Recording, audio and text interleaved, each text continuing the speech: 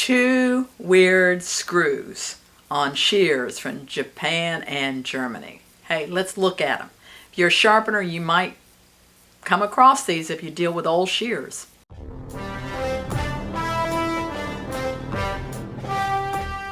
So first of all, this is a Jaguar, and of course I see a lot of Jaguars because it's a warranty center for Jaguar. You see the type of screw it is. It's just a nut. They're Jaguar, and then there was Fromm that had this type of screw. You don't see them anymore that I know of. The size of this, you could use a pair of pliers to take it out. But if you've got one of these, it might be good to have this in your toolbox. It is 9/32 is the size on it. So you can, if you've got one of these screwdrivers that has the different bits, it would be helpful to put this in here, and that's just the size to take it out. Now the only other thing you need to be aware of, don't lose this nut. I guess maybe you could go to Home Depot or something and find one that size. I have no idea, I haven't looked. There's nothing really to hold it into place. It's just friction. This little washer here, taking it apart is a pain. If you don't have to take them apart, don't. You see how I'm having to work it? That washer there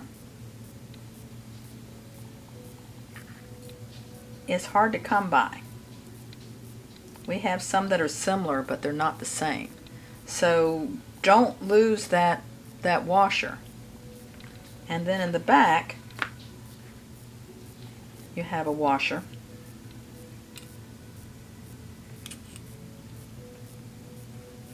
And it tends to deteriorate. You see that? That's a good example. So this I'm going to have to replace. You see, it's just disintegrated.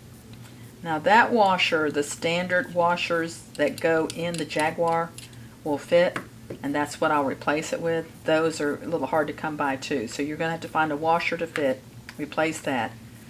Don't lose this. And don't lose that. So now the type of washer that goes on here is we call it the plastic bell washer. You see how it's a kind of a cup shape? And that fits over here. And then that'll go back into that hole right there. But it really needs that thicker washer if you can get it. That's the second screw here I want you to look at.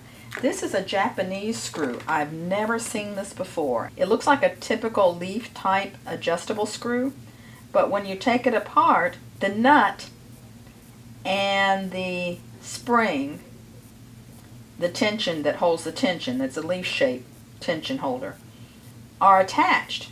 And you better not break them apart or you've got a real problem. I hope you subscribe and watch my videos, because anytime I come across something weird or something strange I think you ought to see, I'll make a video of it. If you come across an unusual screw, something that we might not normally see, especially if it's coming from another country, please, shoot me pictures or tell me about it. Put it in the comments below, or share it on our Sharpeners Jam group on Facebook. So watch for my other videos that I have. I'll show them right here. And those videos are going to be about other screws and other sharpening tips.